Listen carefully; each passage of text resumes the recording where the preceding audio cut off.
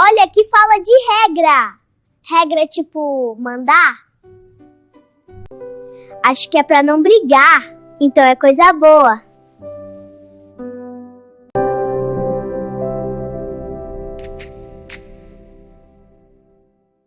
Oi, pessoal, tudo bem?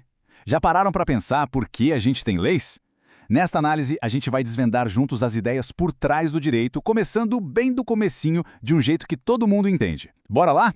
Olha, para começar, vamos pensar nessa frase aqui. Ela diz que o direito não serve para nada se ele só ajuda quem já é poderoso e esquece das pessoas comuns. Guarda essa ideia com a gente, porque ela é o coração de tudo que vamos conversar hoje. Então, vamos para a pergunta de $1 milhão, né? Afinal, para que serve o direito? Por que a gente precisa de tantas regras, de tantas leis organizando a nossa vida? Basicamente, o direito tem 4 missões principais. Primeiro, ele organiza a sociedade, tipo as regras de um jogo, para todo mundo poder conviver.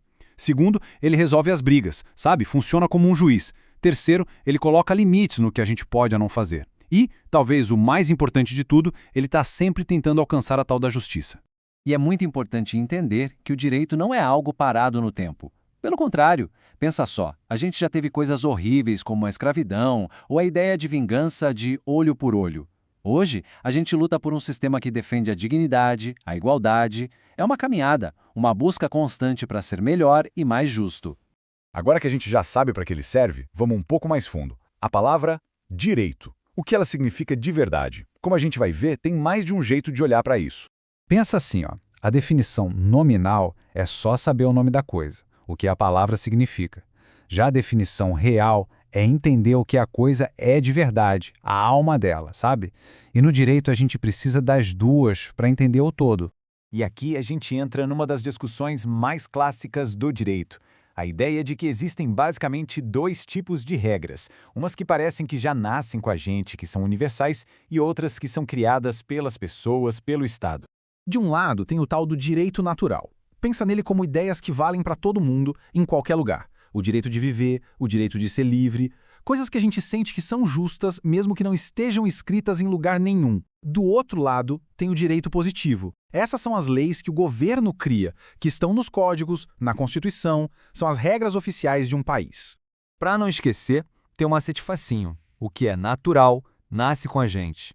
O que é positivo, é imposto, é colocado pelo Estado. Simples, né? Certo. Mas não adianta nada ter uma regra lá, escrita num livro, se a gente não puder usar, certo? Como é que uma regra vira um poder que a gente pode exigir? É aí que entra a diferença entre direito objetivo e subjetivo. O direito objetivo, imagina que ele é o grande manual de regras do país. A Constituição, as leis, os decretos, todo esse pacotão de regras que vale para todo mundo, isso é o direito objetivo. Já o direito subjetivo é o seu poder de usar esse manual a seu favor. É quando alguém pega uma daquelas regras gerais e fala: opa, essa lei me protege, eu tenho o direito de exigir tal coisa. É a regra virando uma ferramenta pessoal. Então, para não ter erro, a regra geral para todo mundo é o objetivo. O poder de exigir o cumprimento dessa regra para si mesmo é o subjetivo. Um é a norma, o outro é o poder. Ok, a gente já viu que existem as regras e o poder de usá-las. Mas a pergunta que fica é, de onde elas vêm? Quem é que cria tudo isso? Quais são, digamos, as fábricas do direito? A gente pode dizer que existem 4 fontes principais. A mais famosa, claro, é a lei, a regra escrita, oficial. Depois vem o costume, que são aquelas coisas que a sociedade faz há tanto, mas tanto tempo, que acabam virando regra. Temos também a jurisprudência, que são as decisões dos juízes que viram exemplo para casos futuros. E, por fim, a doutrina, que é o que os grandes estudiosos do direito escrevem e pensam sobre as leis. Só que aí surge um problema bem delicado. E se seguir a lei ao pé da letra, acabar criando uma situação injusta? O que a gente faz quando a regra geral não funciona bem para um caso específico? Essa pergunta é fundamental. Pensa bem, uma regra pode ser ótima para 99% dos casos, mas pode ser terrivelmente injusta para aquela uma pessoa numa situação muito particular. O direito precisa ter uma solução para isso. E a solução tem nome: equidade.